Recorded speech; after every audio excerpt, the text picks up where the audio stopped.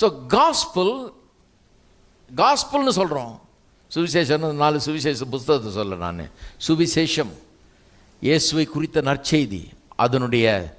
அது எதில் அதை எதை மையமாய் கொண்டிருக்கிறது? கல்வாரி சிலுவையை மையமாய் கொண்டிருக்கிறது. ஏசாயா தீர்க்கதரிசி, அதுக்கு வர்றதுக்கு தான் இவ்வளோ நேரம் போனோம். ஏசாயா 53க்கு போவோம். ஏசாயா தீர்க்கதரிசி அதை எப்படி வெளிப்படுத்துகிறார் பாருங்கள். ஒரு காரியத்தை உங்களுக்கு காண்பிக்கிறேன். அதை என்ன மாதிரி கொண்டு வர்றாருன்னு பாருங்கள். ஏசாயா தீர்க்கதரிசன புஸ்தகத்தில் இது எப்படி வெளிப்படுது? அதாவது என்ன வெளிப்படுகிறது? சிலுவை தான் சுவிசேஷத்தின் மையம் என்கிற சத்தியம் அங்கே வெளிப்படுத்தப்படுகிறது. கவனிக்க வேணும். ஏசாயாவில் எத்தனை புஸ்தகங்கள் எத்தனை அதிகாரங்கள் இருக்கிறது? 66 அதிகாரங்கள் இருக்குது. வேத வசனத்தில், வேத புஸ்தகத்தில் எத்தனை புஸ்தகங்கள் இருக்கிறது? 66. ஏசாயா படித்து இதை போதிக்கிறவர்கள் 2 முக்கிய பகுதியாக இது பிரிக்கிறார்கள். 2 முக்கிய பகுதினா அப்படி, ஒன்று முதல் 39 அதிகாரங்கள் ஒரு பகுதிங்கிறாங்க. 2வது 40ஆம் அதிகாரத்திலேருந்து 66ஆம் அதிகாரம் வரை 27 அதிகாரங்கள் இன்னொரு பகுதின்றாங்க. இப்படி தான் பிரிக்கிறாங்க. முதல் 39 அதிகாரங்கள் ஒரு பகுதி, 40லேருந்து 66 வரை 27 அதிகாரங்கள் அது இன்னொரு பகுதின்றாங்க. 2ஆக டிவைட் பண்ணுறாங்க. 66 புஸ்தகங்கள் இருக்குது வேதவசனத்தில். அதில் 39 பழைய ஏற்பாட்டு புஸ்தகங்கள், 27 புதிய ஏற்பாட்டு புஸ்தகங்கள். ஏசாயா தீர்க்க தரிசனம் 66 அதிகாரங்களை கொண்டது. அதில் முதல் 39 அதிகாரம் இருக்குது, கடைசியில் 27 அதிகாரம்னு மீதி இருக்குது. அந்த 27 அதிகாரங்கள் பழைய ஏற்பாட்டில் இருக்கிற புது ஏற்பாடுன்றாங்க. பழைய ஏற்பாட்டில் ஒரு புதிய ஏற்பாடு இருக்குது, அப்படி தான் சொல்கிறாங்க. ஏசாயாவை போதிக்கிறவர்கள் அநேகர் என்ன சொல்கிறாங்க? ஏசாயா is the New Testament in the Old Testament, within the Old Testament. பழைய ஏற்பாட்டுக்குள்ளேயே ஒரு புதிய ஏற்பாட்டை உள்ளே வச்சிருக்கிறாங்கன்றாங்க. அதனால தான் பல கல்லூரிகளெல்லாம் இதை ரொம்ப விசேஷமாக இந்த பகுதியை போதிக்கிறாங்க. இந்த 2வது பகுதியை எடுத்து ரொம்ப விசேஷமாக போதிக்கிறாங்க. ஏன்னா பழைய ஏற்பாட்டுக்குள்ளே இருக்கிற புதிய ஏற்பாடு இது. எல்லாம் சொல்லுங்கள், பழைய ஏற்பாட்டுக்குள்ளே இருக்கிற புதிய ஏற்பாடு. 27 அதிகாரங்கள் எப்படி பிரிஞ்சிருக்குது பாருங்கள். 66 அதிகாரங்கள். அதை 2ஆக பிரித்தா எப்படி பிரிக்கிறாங்க? முதல் 39 அதிகாரம், அப்புறம் 27 அதிகாரம்னு பிரிக்கிறாங்க. அந்த 2வது 27 அதிகாரங்கள் புதிய ஏற்பாட்டுக்கு ஒப்பாக இருக்குது. முதல் 39 அதிகாரம் பழைய ஏற்பாட்டுக்கு ஒப்பாக இருக்குது. இந்த 27 அதிகாரங்கள் பழைய ஏற்பாட்டில் இருக்கிற புதிய ஏற்பாடு இருக்கிறார்கள். சரி, அந்த 27 அதிகாரங்களை 3 பிரிவுகளாக பிரிக்கிறாங்க. அவுட்லைன் பண்ணும்போது அந்த டாபிக் எப்படி போகுதுன்னு பார்த்து அவுட்லைன் பண்ணுறாங்க. அப்படி அவுட்லைன் பண்ணும்போது 3-9 அதிகாரங்களை கொண்ட பிரிவுகளாக பண்ணுறாங்க. 23-9-27 இல்லையா? 3-9 அதிகாரங்களை கொண்ட பிரிவுகளாக அதை பிரிக்கிறாங்க. இந்த 27 அதிகாரங்களை ஒன்று 40ஆம் அதிகாரத்திலிருந்து 48வது அதிகாரம் வரை 9 அதிகாரங்கள். அப்புறம் 49ஆம் அதிகாரத்திலிருந்து 57ஆம் அதிகாரம் வரை 2வது 9 அதிகாரங்கள். 3வது செட்டு அது என்னென்னா 58வது அதிகாரத்திலிருந்து 57ஆம் அதிகாரத்திலேருந்து 58ஆம் அதிகாரத்திலேருந்து 66 வரை. அது 3வது 9 அதிகாரங்கள். 3 பிரிவு. 40லேருந்து 48, 49லேருந்து 57, 58லேருந்து 66, 3-9 அதிகாரங்களாக பிரிக்கிறாங்க. இந்த 3-9 அதிகாரங்களில் மையமாக இருக்கிறது என்ன? சென்ட்ரலில் இருக்கிறது என்ன? நடுவில் இருக்கிறது இல்லையா? அது என்ன? 49லேருந்து 57 இல்லையா? அந்த நடுவில் இருக்கிறத எடுத்திங்கன்னா அதில் நடுவில் இருக்க சாப்டர் என்ன? அந்த 9 அதிகாரத்தில் நடுவில் இருக்க சாப்டர் என்ன? 53. 53 அதில் தான் இருக்கிறோம் நம்ம இல்லையா? 53 அதிகாரம். அந்த 53ஆம் அதிகாரத்தை எடுத்திங்கன்னா எல்லாருமே சொல்கிறாங்க 53ஆம் அதிகாரம் சாப்டர் பிரித்ததே இங்கே தப்பாக பிரிச்சிருக்காங்கன்றாங்க. 52ஆம் அதிகாரம் 13ஆம் வசனத்திலே சாப்டர் ஆரம்பிக்கணும். ஆக்சுவலாக அது எல்லாருமே ஒத்துக்கிறாங்க ஏறக்குறைய. 13ஆம் வசனம் 52 பாருங்கள் எப்படி ஆரம்பிக்கணும். ஏன்னா 53ஆம் அதிகாரம் இயேசுவுடைய சிலுவை பாடுகளை குறித்தது இல்லையா? அது சிலுவை பாடுகளை குறித்த தீர்க்க தரிசனம்னா அந்த சப்ஜெக்ட் எங்கே ஆரம்பிச்சிருது? 52:13 ஆரம்பிச்சிருது. ஆகவே இதை வியாக்கியானம் பண்ணுற எல்லாருமே வேத விளக்க புஸ்தகங்கள்லாம் வாசித்தீங்கன்னா அவங்க எல்லாருமே என்ன பண்ணுறாங்க, 52:13 எடுத்துக்கிறாங்க. ஏன்னா அங்கேயே ஆரம்பிக்கிறது. 52:13 எப்படி சொல்லியிருக்குது, இதோ என் தாசன் ஞானமாய் நடப்பார், அவர் உயர்த்தப்பட்டு மேன்மை மகா உன்னதமாய் இருப்பார், மனுஷனை பார்க்கிலும் அவருடைய முகப்பார்வையும் மனுபுத்திரரை பார்க்கிலும் அவருடைய ரூபமும் இவ்வளவு அந்த கேடு அடைந்தபடினாலே அவரை கண்டு அநேகர் பிரமிப்படைந்தார்கள். அப்படியே அவர் அநேகம் ஜாதிகள் மேல் தெளிப்பார். அவர் நிமித்தம் ராஜாக்கள் தங்கள் வாயை மூடுவார்கள், ஏனெனில் தங்களுக்கு தெரிவிக்கப்படாதிருந்ததை அவர்கள் காண்பார்கள், கேள்விப்படாதிருந்ததை அவர்கள் அறிந்து கொள்வார்கள். இதெல்லாம் செவ்வாய்க்கிழமை பிரசங்கத்துக்கு கேளுங்க, ரொம்ப பிரமாதமாக இதை விளக்கி சொன்னாங்க. செவ்வாய்க்கிழமை பிரசங்கம் கொஞ்சம் கேட்கணும், ரொம்ப அருமையான காரியங்களுக்கு சொல்லப்பட்டிருக்கிறது. சரி, அப்போ 13ஆம் அதிகாரம் ஆக்சுவலாக 53ஆம் அதிகாரம் ஆக்சுவலாக 52:13 ஆரம்பிக்கிறது. அப்போ 52:13 தான் 53ஆம் அதிகாரம் தான். 53ஆம் அதிகாரத்தில் 12 வசனம் இருக்குது, இந்த 3 வசனத்தை 15 வசனம் இருக்குது. இந்த 15 வசனத்தையும் அவுட்லைன் பண்ணுறாங்க, பிரிக்கிறாங்க. எப்படி பிரிக்கிறாங்க, 5 பகுதிகளாக பிரிக்கிறாங்க. 3 வசனம் மக 5 பிரிவுகளாக பிரிக்கிறாங்க.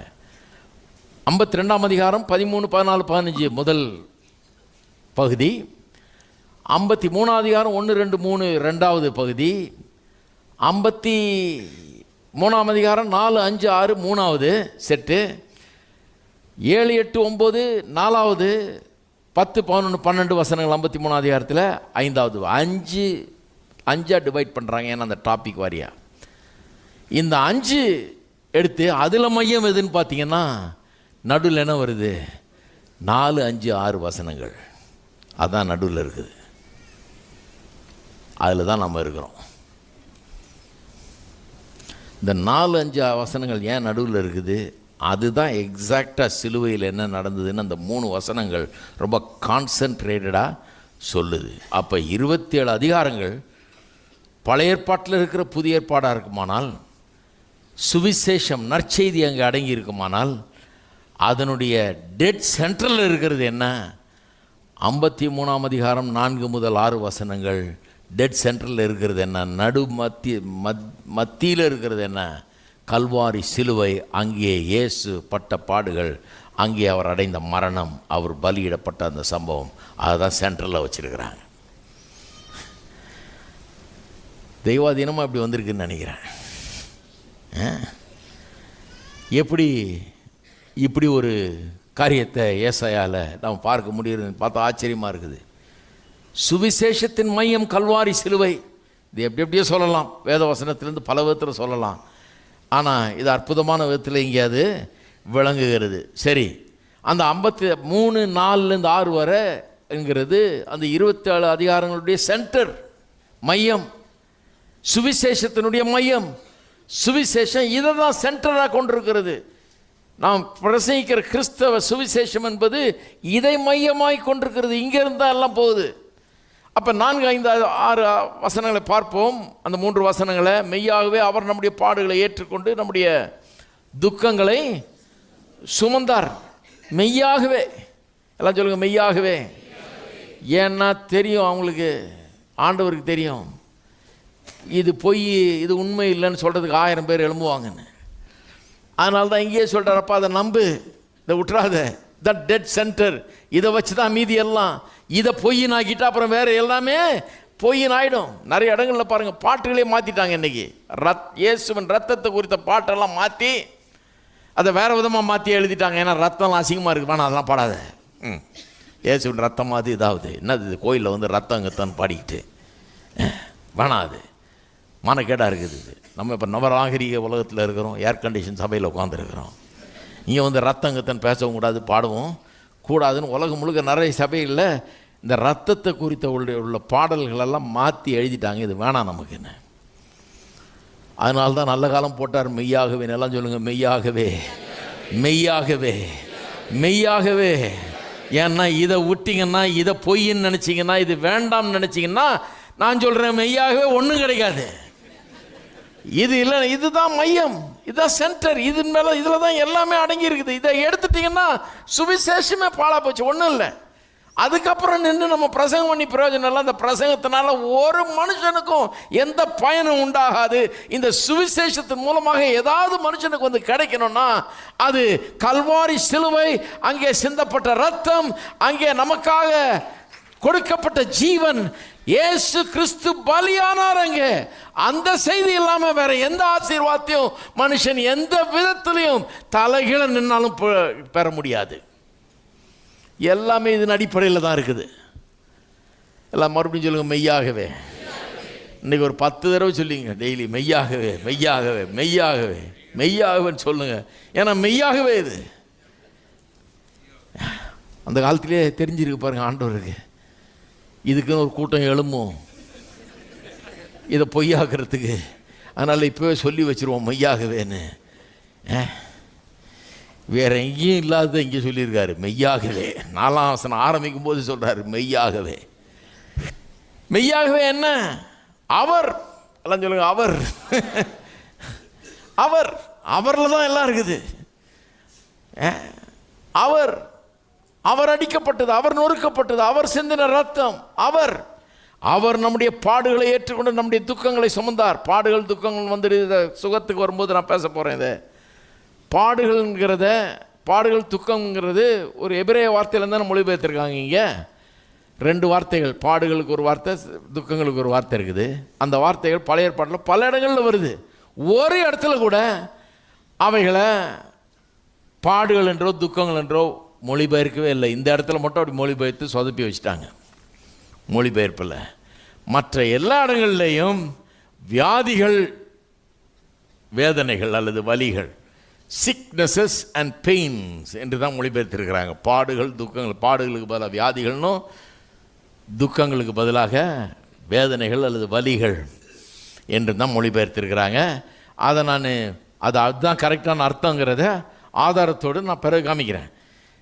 மெய்யாகவே அவர் நம்முடைய பாடுகளை ஏற்றுக்கொண்டு நம்முடைய துக்கங்களை சுமந்தார். நிறைய பேர் பாருங்கள், நிறைய பேருக்கு பிசாசானவன் வஞ்சித்து போட்டான்.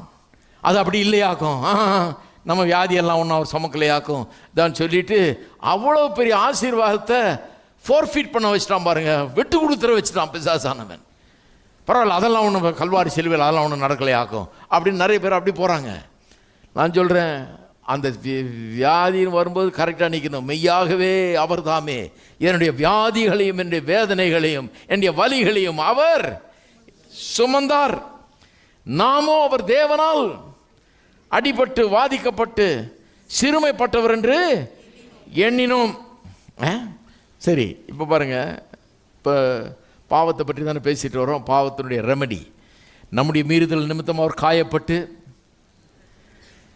நம்முடைய அக்கிரமங்கள் நிமித்தம் அவர் நொறுக்கப்பட்டார். நமக்கு சமாதானத்தை உண்டு பண்ணும் ஆக்கின அவர் மேல் வந்தது, அவருடைய தழும்புகளால் குணமானோம். நம்முடைய மீறுதல், அவர் எதுக்கு மரித்தார்? நம்முடைய மீறுதல் நிமித்தம், நம்முடைய அக்கிரமங்கள் நிமித்தம் நமக்கு சமாதானத்தை உண்டு பண்ணும் ஆக்கின அவர் மேல் வந்தது, அவருடைய தழும்புகளால் குணமானோம்.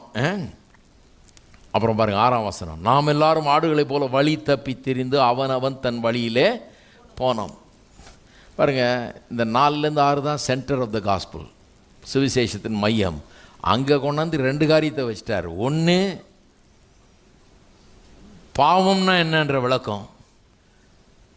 2வது, இந்த பாவத்துக்கு நிவாரணம் என்ன. 2த்தையும் கொண்டாந்து கரெக்டாக சென்டரில் வச்சிட்டார் பாருங்கள். 6ஆம் வசனம், நம்முடைய பாவங்கள்னா என்ன அப்படின்னு, என்ன பாவம், எல்லாருடைய பிரச்சனை என்ன.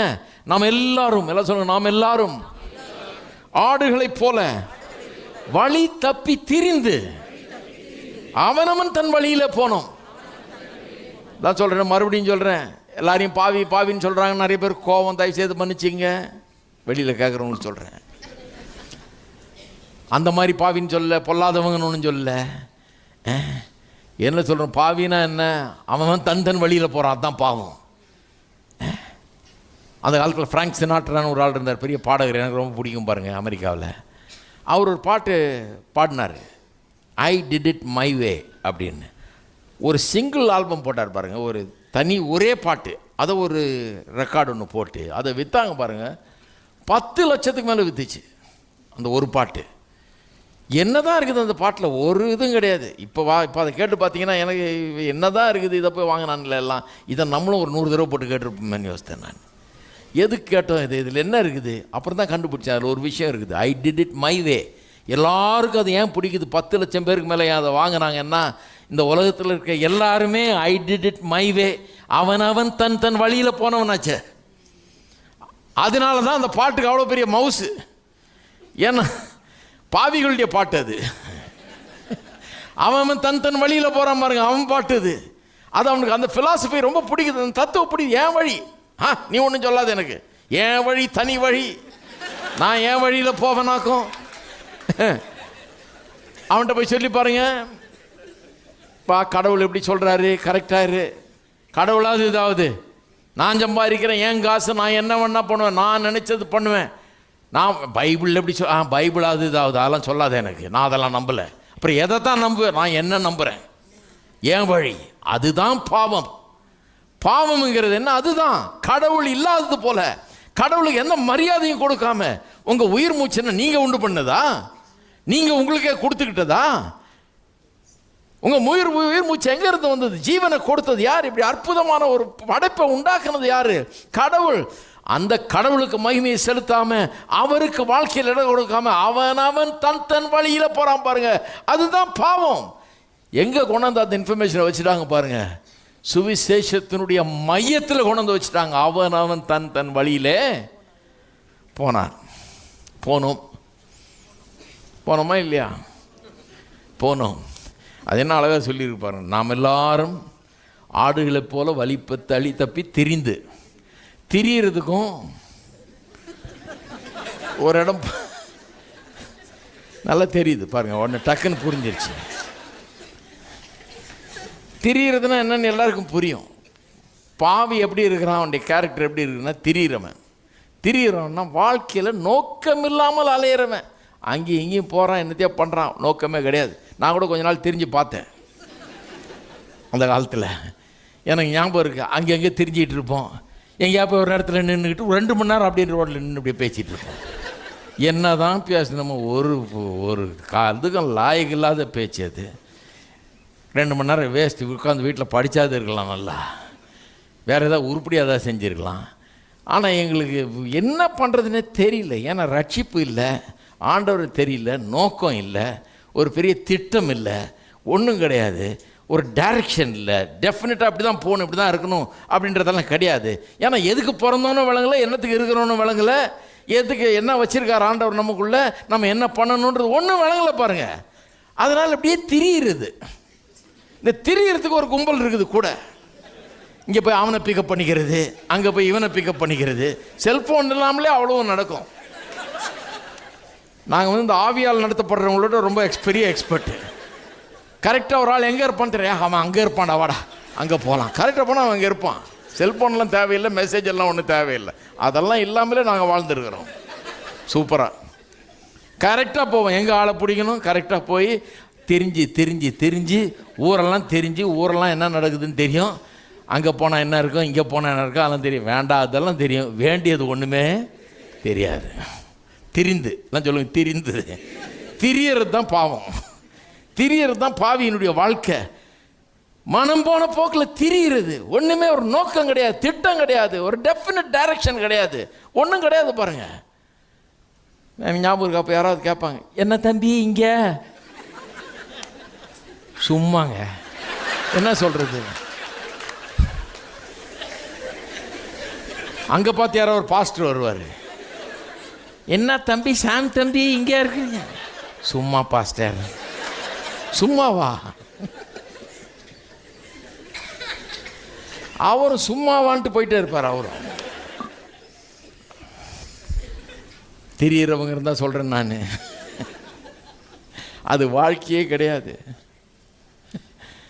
காலைல எழுந்திரிச்சா எங்கே போகணுங்கிறத பற்றி டெஃபினட்டாக தெரியணும், என்ன செய்யணுங்கிறது டெஃபினட்டாக, எதுக்காக வாழ்கிறேன், என்ன வச்சிருக்கார் கடவுள் எனக்குள்ள, என்ன எதுக்காக உண்டாக்கியிருக்காரு, நான் என்னத்தை சாதிக்கணும், என்ன செய்யணும், என் உயிர் எனக்காக, என் மூக்கில் ஏன் இந்த நாசியில் சுவாசம் ஏன் இருக்குது, எதுக்காக கொடுத்துருக்கிறாரு, எதுக்காக என்னை காப்பாற்றிருக்காரு, எனக்கு எல்லாத்தையும் எதுக்காக சில திறமைகளை கொடுத்துருக்கிறாரு.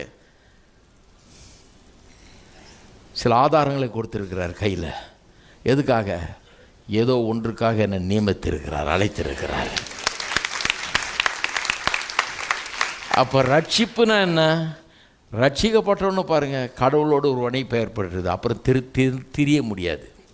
ஹலோ, திரியறதெல்லாம் கரெக்டாகி ஒரு பக்குவத்துக்கு வந்துடுறோம். கரெக்டாக ஒரு விதமாக வாழணும், இப்படி தான் வாழணும், இப்படி தான் இருக்கணும் அப்படிங்கிற ஒரு இது உன்னை எவ்வளோ பெரிய முக்கியம் பாருங்கள். இன்றைக்கி ரட்சிக்கப்படாதவர்கள், ஆண்டவர் அறிந்து கொள்ளாதவர்கள் தான் சொல்கிறேன். இதை செய்யலைன்னா நீங்கள் இன்னும் ஆரம்பிக்கவே இல்லை வாழ்கிறதுக்கு. இன்னும் வாழ்க்கையில் ப்ராக்டிக்கலாக அப்படியே போயிட்டுருக்கிறீங்க, பாயிண்ட்லெஸ்ஸாக போயிட்டுருக்கீங்க. ஆண்டவராக இயேசுவை உங்களுடைய ரட்சகராக ஏற்றுக்கொள்ளும்போது வாழ்க்கையில் ஒரு பெரிய மறுமலர்ச்சி உண்டாகிறது. இதைத்தான் வேதவசனம் மறுபிறப்பு என்று சொல்லுகிறது. டிவியில் கேட்டுட்ருக்கவங்களுக்கும் சொல்கிறேன், மறுபிறப்பு அடைந்திருக்கிறீங்களா? மறுபடியும் பிறந்திருக்கிறீங்களா? அது திரிகிற வாழ்க்கை போய் ஒரு உருப்படியாக வாழ்கிற வாழ்க்கை ஆரம்பிச்சிருக்குதா? ரொம்ப முக்கியம் பாருங்கள். சரி, சொல்கிறார், நம்ம இல்லாமல் ஆடுகளை போல திரிந்து அவனவன் தன் வழியில் போனோம். கர்த்தரோ நம்ம எல்லாருடைய அக்கிரமத்தையும் அவர் மேல் விழப்பண்ணார். அக்கிரமம் என்கிற வார்த்தை எபிரேய மொழியில் பார்த்தீங்கன்னா அது ஒரு பர்டிகுலர் வார்த்தை, அக்கிரமம்.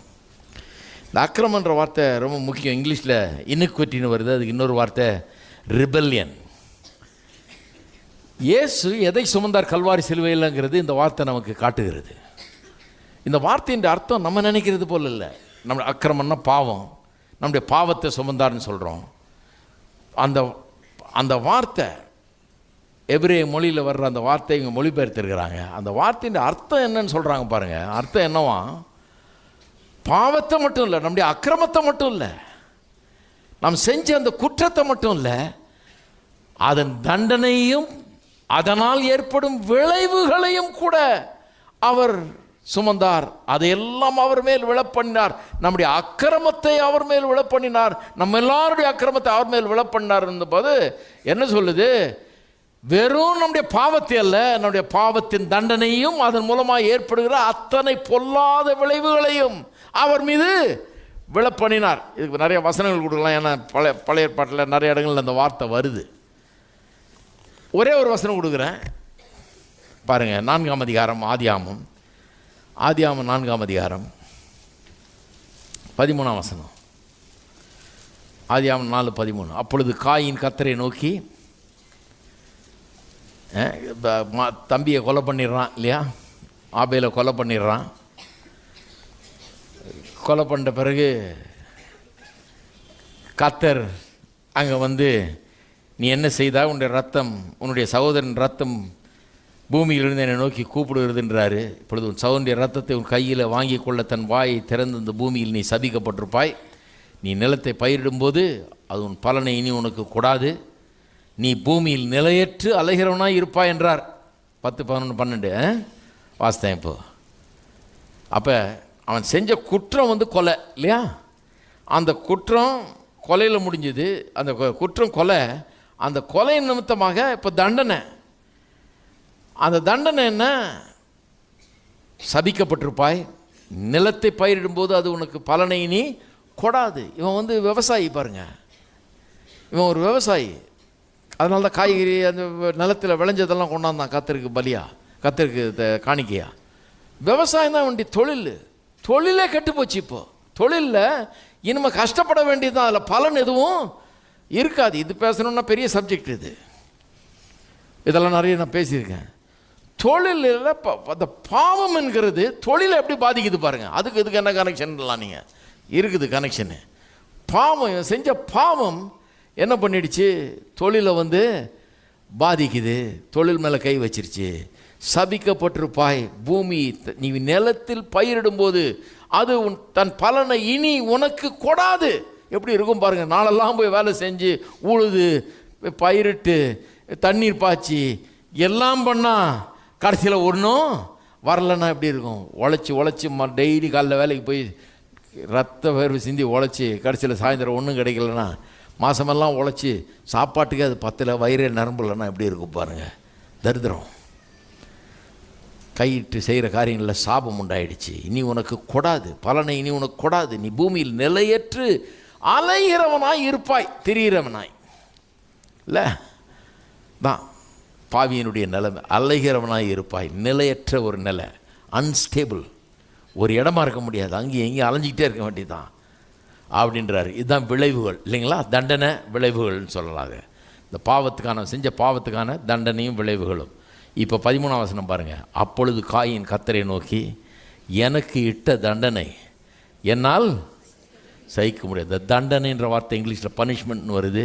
அதே வார்த்தை எபிரேய மொழியில் அவான் என்கிற வார்த்தை. அதே வார்த்தை தான் 53ஆம் அதிகாரத்தில் 6ஆம் அதிகாரத்தில் நம்முடைய அக்கிரமங்கள்னு வருது பாருங்கள், அதே வார்த்தை.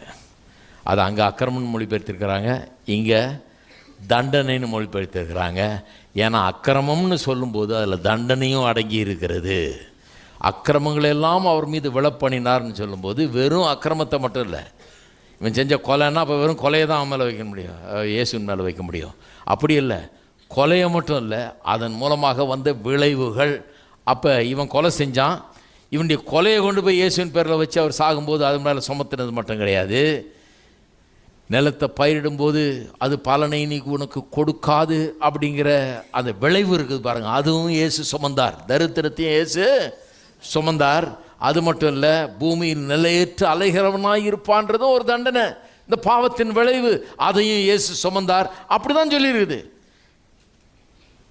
நம்முடைய எல்லாருடைய அக்கிரமத்தையும் அவர் மேல் விழப்பண்ணினார். அக்கிரமத்தை என்ற இடத்துல பக்கத்தில் எழுதிங்க, இல்லை ஞாபகம் வச்சுங்க.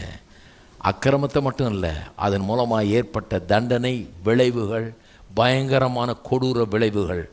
நிலம் பயிரிட்டால் விளையாது, நிலையற்றவனான வாழ்க்கை, இதெல்லாம் தண்டனை விளைவுகள். இந்த கோர விளைவுகள் எல்லாம் இயேசுவின் மேலே வைக்கப்பட்டது கல்வாரி சிலுவையில்.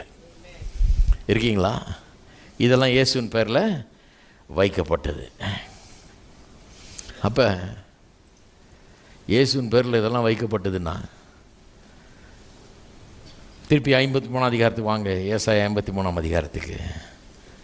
அப்போ கல்வாரி சிலுவையில் இதெல்லாம் கொண்டாந்து தேவன் இயேசுவின் பேரில் வைக்கிறார்.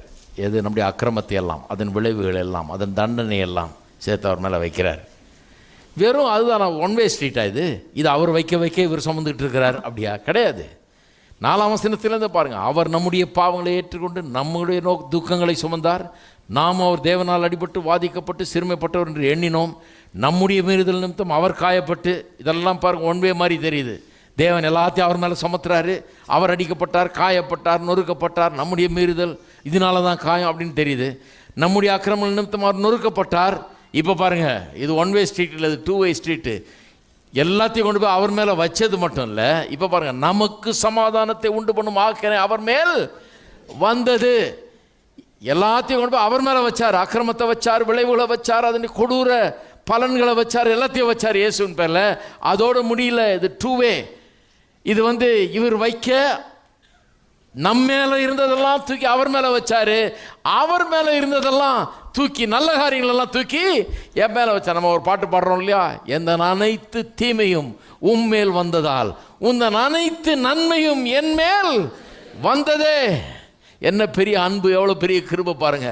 நம்முடைய அனைத்து தீமையும், நாம் கொண்டிருந்த பாவம், சாபம், நம்முடைய பாவத்தின் விளைவாக சகல கொடூரமான காரியங்கள், பயிரிட்ட நிலம் விளையாது, உருப்படியாக ஒன்றும் இருக்காது, அலைகிற ஒரு வாழ்க்கை, அதையெல்லாம் கொண்டு போய் கர்த்தர் அவர் மேலே வச்சார். அதற்காக தான் அவர் அடிக்கப்பட்டார், நொறுக்கப்பட்டார், காயப்பட்டார். அதெல்லாம் சொல்லிட்டு கடைசியில் என்ன சொல்லுது? நமக்கு சமாதானத்தை உண்டு பண்ணும் ஆக்கினை அவர் மேல் வந்தது. அதன் மூலமாக நமக்கு என்ன வந்திருக்குது? அவர் மேலே பாவம் சாபம்லாம் ஏற்றப்படுது, நமக்கு சமாதானம். அவருடைய தழும்புகளால் நாம், அவர் நம்முடைய நோய்களை சுமந்தார், வேதனைகளை ஏற்றுக்கொண்டார். நமக்கு என்ன வருது? நோயெல்லாம் அங்கே போகுது, சுகமெல்லாம் இங்கே வருது. நாம் எல்லாரும் ஆடுகளைப் போல வழி தப்பி திரிந்து அவன் தன் தன் வழியில் போனோம். கர்த்தரோ நம்ம எல்லாருடைய அக்கிரமத்தையும் அவர் மேல் விழப்பண்ணினார். அக்கிரமத்தெல்லாம் அவர் மேலே விழப்பண்ணினார், ஆசீர்வாதத்தெல்லாம் நம்ம மேலே வரப்பண்ணினார்.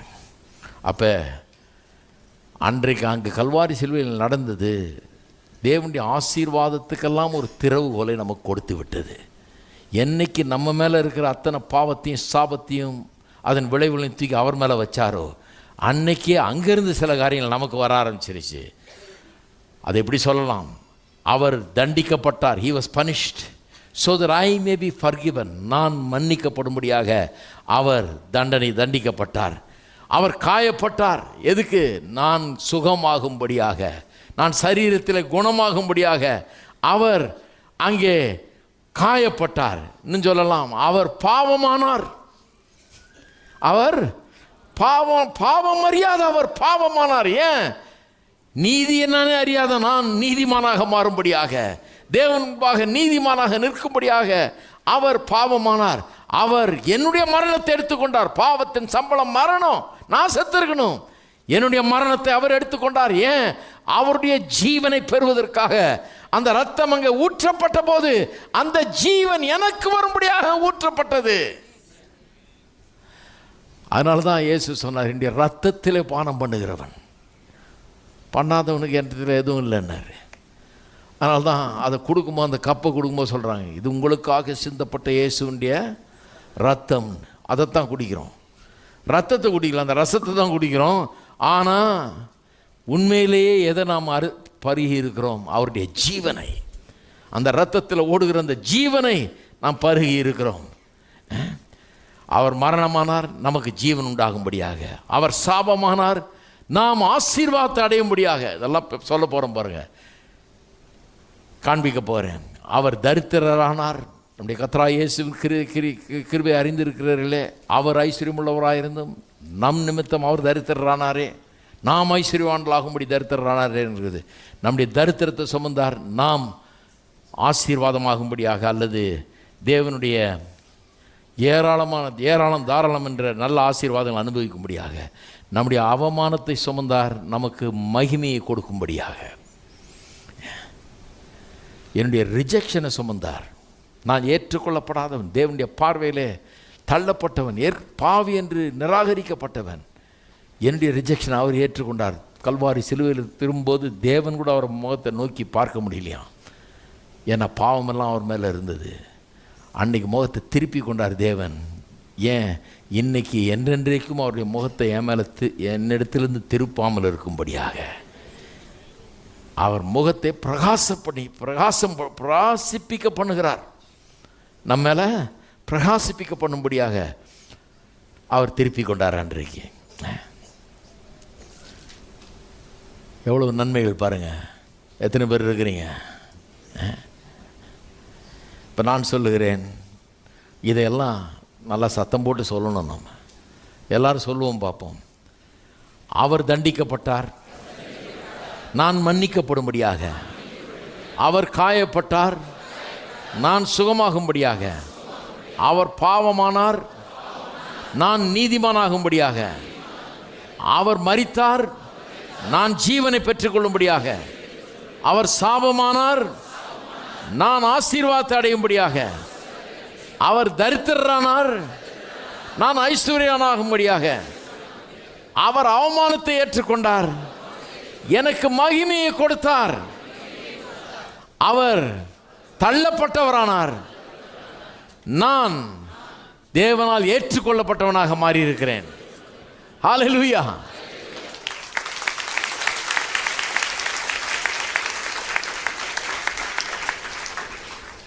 அப்போ பிசாசு உங்களுக்கு இனிமே போதிக்க விடாதீங்க. உனக்கு என்ன தகுதி இருக்குது? நீ எப்படி இவ்வளோலாம் ஆசீர்வாதம் பெறுவ? உனக்கு எப்படி அதெல்லாம் தருவார் அவர்? நீ என்ன லேசான ஆளா? நீ பாவியாச்சே அப்படின்னு சொல்லும்போது என்னத்தை சொல்லணும்? ஐயோ, என்னுடைய பாவம், அதன் தண்டனை, அதன் விளைவுகள் எல்லாத்தையும் அவர் மேலே வச்சு, அவர் மேலே இருந்த அத்தனை ஆசீர்வாதத்தையும் என் மேலே வச்சுட்டாரு. என்னை நம்ப வைக்கவே முடியாது. பிசாசே, என்னை நீ நம்ப வைக்கவே. நான் இரத்தத்தால் வாங்கப்பட்டவன், கழுவப்பட்டவன், இயேசுவுக்கு சொந்தமாக இருக்கிறேன். அதெல்லாம் எனக்கு சொந்தம் இல்லை, இதுதான் எனக்கு சொந்தம். ஆசீர்வாதம் எனக்கு சொந்தம்னு நிற்கணும். வாயை திறந்து பேசணும். சொந்தமாக்கி கொள்ள வேண்டும். எல்லாரும் எழுந்து நிற்போம். அடுத்த வாரம் தொடருவோம் நம்ம.